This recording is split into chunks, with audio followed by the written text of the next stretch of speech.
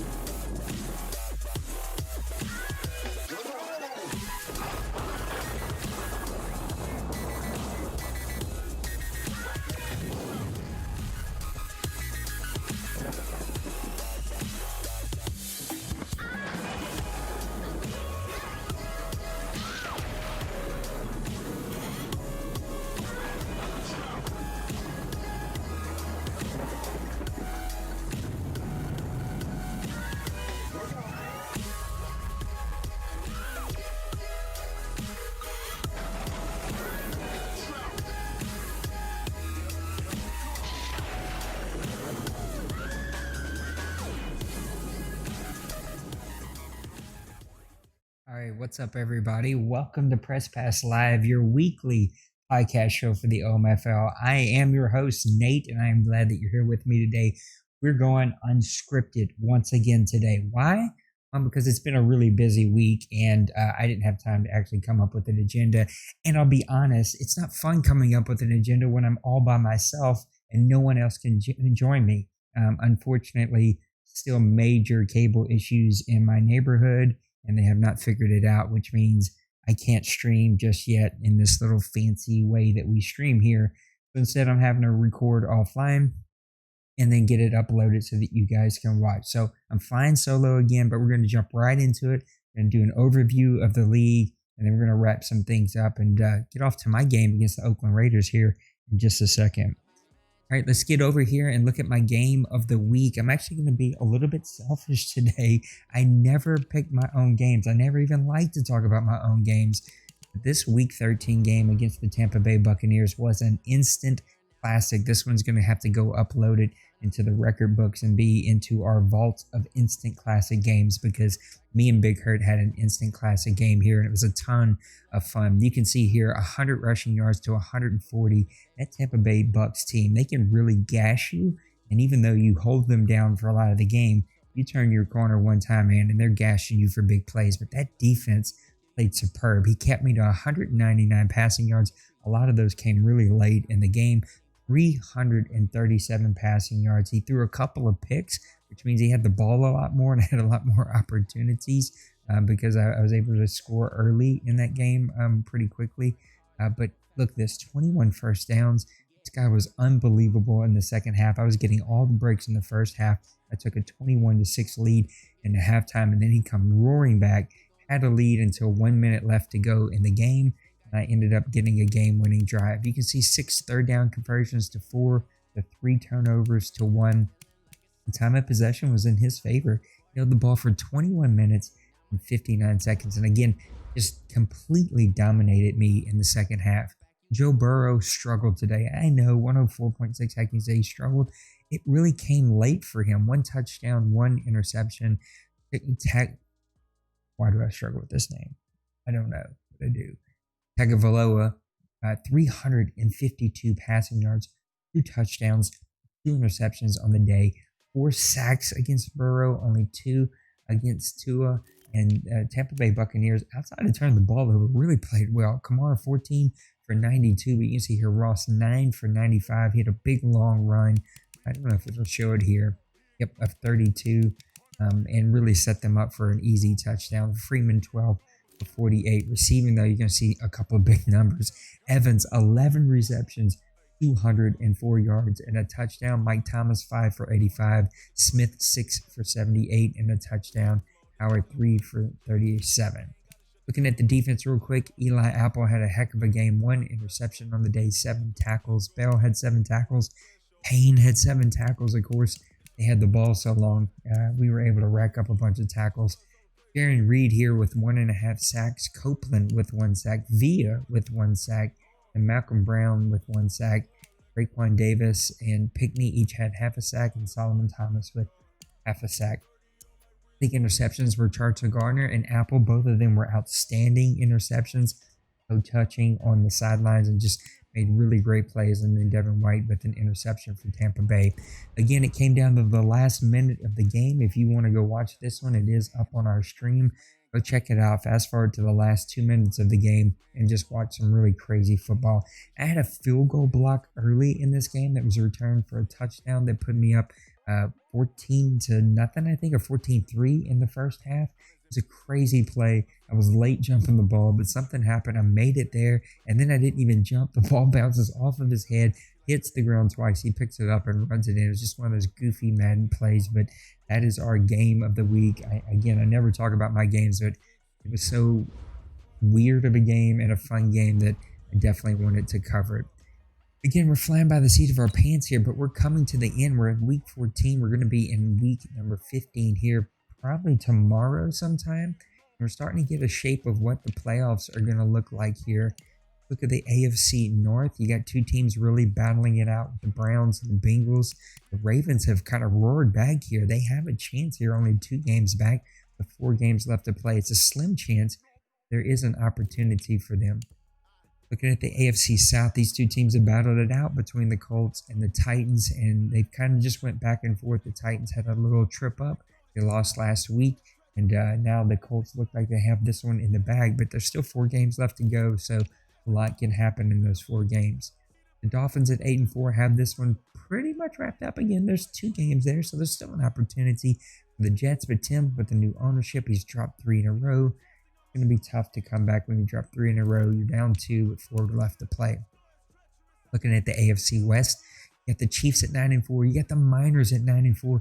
And the Miners have really come back here in the last 6 weeks. You can see it right here on the screen with a 6-game winning streak here. Only a 2-game winning streak for the Chiefs. Crazy numbers being put up by the Miners. They have 3 of the top receivers in this league. They're going to make the Chiefs earn this one. That's going to be a fun race to see how it comes down to.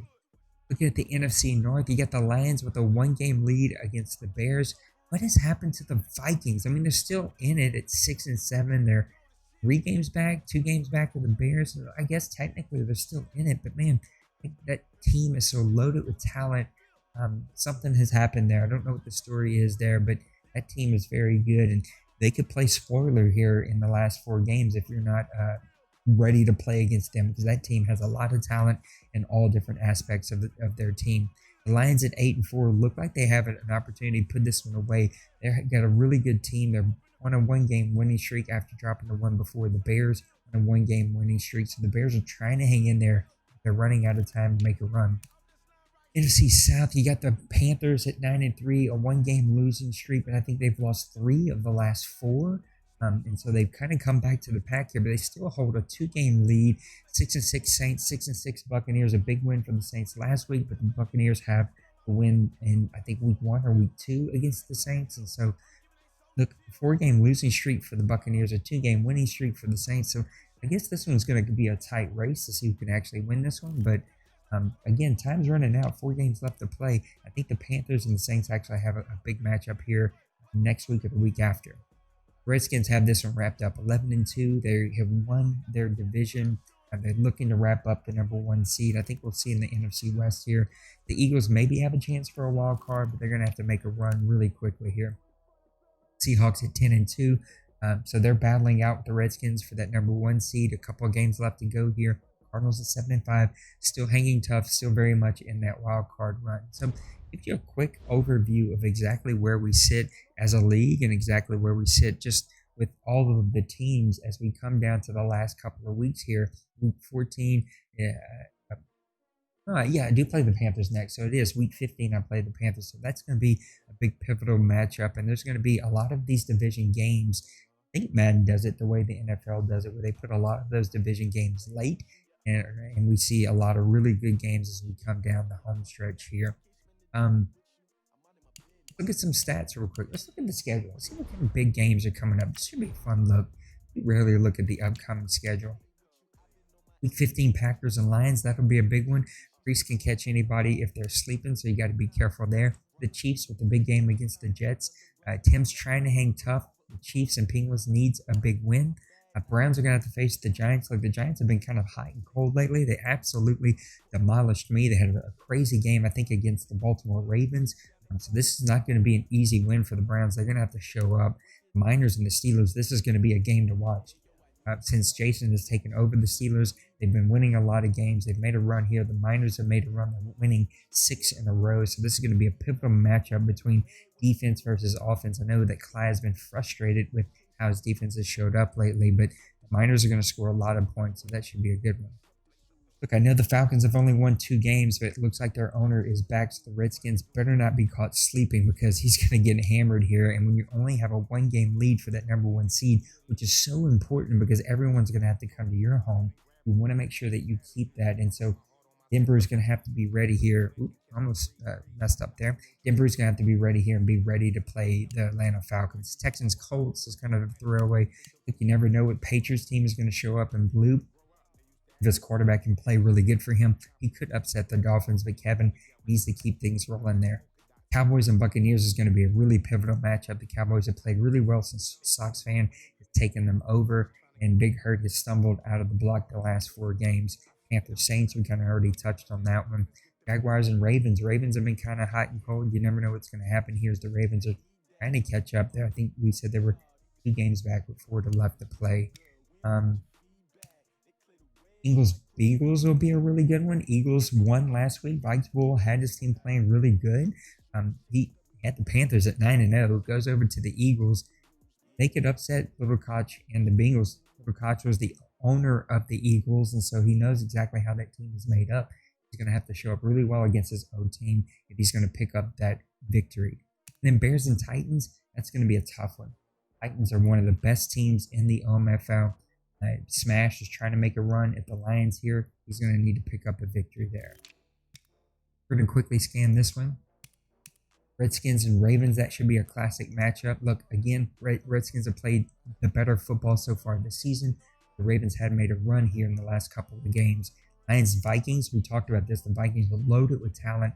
Ross can definitely make them pay if Cooley is not ready to play this team. Buccaneers and Giants will be a really good game. Steelers and Bengals should be a really good game. Saints and Cowboys could be a pivotal matchup. Broncos and Chiefs. I don't know if the Broncos are back yet, but he was in the OMFL Bowl last year, not having the season, had some personal issues and had to step away, but still could get a victory there against the Chiefs if the Chiefs don't show up ready to play. But if I know Penguins don't have his team ready to play. Panthers and Miners, that'll be a great matchup. Maniac versus C Murder. The Miners again are making a run here, and that'll be a really good game. Jets and Colts. Him is going to be up against a buzzsaw. He's going to need a little bit of luck and some prayer to get through that one, but you never know. Madden does some weird things sometimes. Falcons and Bears, we talked about the Falcons. They could play spoiler here in the last little bit of the season, and then here is a really good matchup. Again, Rob is trying to hang in there with the Seahawks. He's going to need some luck. He's going to need this victory. It's going to be a big game. He's got to travel and hit the road. You never know what's going to happen there. And then Browns and Eagles. The Browns are not having an easy end of the season here. Mike Bull, again, took over a team that wasn't very good, but he is an extremely good player, and the Browns better be ready. Going to get us to week number 17. Let's see what kind of matchups we have here. Eagles Saints, again, I'm going to have to play Vikes Bull again. I think he beat me pretty handily in like week 2 or week 3. I think it was week 3, and so that's not going to be an easy game for either one of us. Hopefully, I can just make it a matchup. Titans and Jaguars, look, you never know with Brady. Brady has a really good defensive team. Odell has just seemed to be a buzzsaw this year, and just like the Colts, he seems to be a little unstoppable. Man, here's those Browns again. They finished with the Redskins. The 3 or 4 tough games in a row here for Massimo and these Browns. He's really going to have to get it together because he does not have an easy slate to win his division and get into the playoffs. And then your victory for getting in the playoffs is to play like the Titans or the Colts. So and if you're going to earn this one, Massimo, you're going to have to really earn this one. Giants and Cowboys should be a really good one. Lions and Buccaneers. So even the Lions here, a couple kind of tough games as they wrap up their season. Colts and Steelers, this will be a really fun matchup, especially as we see how the Browns play out over the last 4 weeks of the season. Can the Steelers make a run here? This could be a really pivotal matchup for the Colts. Do they have things wrapped up by now? Are they resting some starters so that nobody gets hurt? Ravens Bengals, I think, will be a really good game. Seahawks and Vikings could be a really fun one to watch. Chiefs and Miners will be probably game of the week. That would be a really, really fun game to watch. And then Dolphins versus Cardinals. Where's Kevin and his team? Does he have his division wrapped up? Is Rob giving up? Is he still pushing teams? Does he still need a victory to get in there over a wild card or even over the Seahawks? And then finally, the Falcons and Panthers. Again, the Falcons probably are back. I think they're back. Maniac has dropped a couple in a row here. Like, is he going to need this victory to wrap up the NFC South, or Falcons going to play spoiler? Let's look at some stats, and then we'll wrap up the show. Again, it's a pretty short show. It's just me by myself, and so no reason to keep this here too long. Tyreek Jackson just having an amazing season here.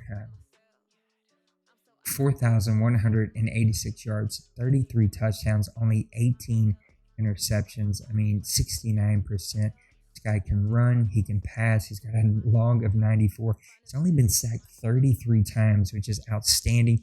That Miners team has low-key had a really great offensive line this entire Madden. He's played really, really well.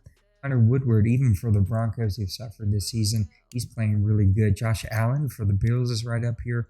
Ralph O'Neal, a late season pickup there for the Eagles, is playing well. Ryan Colt, we know that what he can do. Jared Goff. So we're seeing some names here. Worthington, who better be an import because that dude is a stud. He won't be, though, because the Packers do have, I think, like two really good quarterbacks on that roster already, but he's really good. Dwight Council is another really good. So we're seeing some new names up here.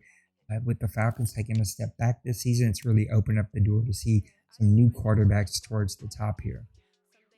Here's not a new name. Matt Breida, 1,288 rushing yards, 18 touchdowns. This guy's having a superb season. I don't know how the hell Alvin Kamara is right behind him, but he is. 1,201 yards, 9 touchdowns on the season. Christian Bates, he kind of came out of nowhere, a rookie from 2 years ago. He's got over 1,000 yards and 13 touchdowns. Kareem Hunt, Josh Jacobs. So again, we're seeing a little bit of, outside of Breida, I'm seeing a little bit of a mix-up of even running backs in this league having really good seasons. Here's not a surprise, and that's these two receivers here. The Miners and Colin were just unbelievable what they can do with this team. 1,400 receiving yards for both of these guys. They're both over 75 receptions, 10 touchdowns for Ruggs, the rookie, 5 touchdowns for Gator. I mean, just unbelievable. Gator has got to be a Hall of Famer in this league. Proctor right there with him, 75 receptions, 1,300 yards. Smith-Schuster, we were talking about just a couple press pass lives ago. Was he going to have a record-breaking season? And he's now 4th on this list. And really has been outshone by 2 guys that are on the exact same team. Look at a little defense here. There's no reason to look at blocking. Nobody likes the big fat old lineman anyway. Actually, I do, but nobody likes to look at those stats. Edmonds having an outstanding season for the Buffalo Bills and Outlaw. I forgot his name there for a second. 122 tackles. Oren Burks there for the Green Bay Packers. C.J. Mosley for the Rams. Raekwon Smith, we know what he's done. He's been an outstanding Pro Bowler here in this league since this entire Madden. Blake Cashman, I mean, again, this guy has just been a stud for the Colts. Low-key, one of the best linebackers in this league. Jabari Thurman, this guy's going to probably win defensive player of the year. 35 sacks, even with the nerf numbers. He's going to just mind-blowing what he's doing. And 12 tackles for loss, 74 tackles for a defensive tackle on 35 sacks. Outstanding. Fletcher Cox, we know what he's been doing in this league. Joey Bosa still getting it done for the Washington Redskins. And Christian Wilkinson. What's kind of cool here is to see 3 defensive tackles actually leading the league in sacks here. That's kind of crazy to see. Ashton Davis, this guy is going to win Rookie of the Year. He's just been such an outstanding player for the Miami Dolphins. 7 tackles for loss, 67 tackles on the year, and 9 interceptions. Deontay Jackson with 9 interceptions. David Howard. Again, the Miami Dolphins just picking everybody off and just playing really, really good football. You got Slay, Kenny Moore, Humphreys, and Ward all right here towards the stop.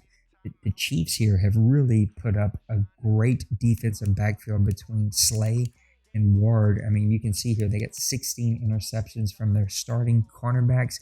They're stopping people. They're getting the ball. They're getting turnovers. It's causing that team to play really, really well on defense. And Penguin knows one thing. Penguins knows how to build a really great defense, and that's exactly what he's done with his team. So it gives you a quick look of exactly where we are as a league. Again, that gives us a quick look at where we are with the playoff standings with division leaders, a quick look at some upcoming games, a quick look at even some statistical leaders here in season number 91. Yeah, 91, I think, is what we're in. No new Press Pass Live questions in the mailbag. This is the part that kind of always worried me and why we weren't going to push for another season. People have been really unplugged, and I get it. COVID's starting to break a little bit. People are starting. It's summertime. People are getting out in the yard. They're doing more things. They're getting away as much as they can. People are just kind of tired of this Madden. And when you're in the end of a cycle, you're at the end of your season, and you're not going to be the playoffs, it becomes really hard to stay engaged, to create content, to do all that fun stuff. But really, I encourage you to stay strong, to finish strong, to continue to produce as much content as you can. This season, we've had a lot of personal issues take over, and maybe personal issues kind of come up even more when there's nothing to play for. But we've had a lot of teams who have had things to play for, who've just had personal issues come up. They haven't been able to be as engaged as they normally would. Chat has been completely dead. So, look, I'm just saying we are starting to have conversations about who will be invited back and not invited back. Some of you are going to not be invited back, but offered a deuce position if you want to go down to the deuce and work your way up. And some of you, if you have bad FPR, if you're not engaged, we got to give other people an opportunity to come play in the OMFL, because I do believe it's a privilege to play in this league. It is a privilege to play with a board who works so hard, in a league that produces so much content and creates a safe place for everybody. So you got to stay engaged, and you got to finish strong if you want to be invited back. We will have a summer league that's going to start here, 2002 rosters. We'll probably get signups here really soon on that. And in the next 3 weeks, we're going to start our drive, our fundraiser drive for all the different things, because things are starting to come due. I know the website was due, the storage was due. I got to pay that all in the next 2 weeks. The big website hosting is going to be due really soon. So a lot of things are starting to become due, and we're going to need your help to pay for these things, or we'll have to come up with some other way to do them. So if you want to help us participate in that, we sure would need your help. Be thankful for your help, because we can't do this without any of the owners. The OMFL always carries a big load of this. And to be honest, we've had some big givers who've kind of walked away from the communities as a whole because of some just personal things in their lives. And so we're really going to need to figure out a way to come up with the funds that are needed to run this league. It takes about $1,000 a year to run everything in this league. And, I give as much as I possibly can. And that's all I'm asking everybody else. If you enjoy this league, help us pay for things and help us get things taken care of. But more than that, let's finish strong. Let's stay healthy. We've got a new mental health and physical health, as well as spiritual. We'll spell it spit. I can't talk. It's late. I need to go to bed. That's what I need to do. I still got to play the Oakland Raiders. But anyway, spiritual health, mental health, physical health, those chats are up. Looking for a way to share tips and tricks and just things and tools and resources, and give you a place to talk if you need it. And if not, then just ignore it and stay healthy. Let's keep playing. Sign up for the summer league here really soon, and let's enjoy it. That's going to be it from Press Pass Live. I love you guys. I hope that you have a great rest of your week. We'll see you next time. Peace.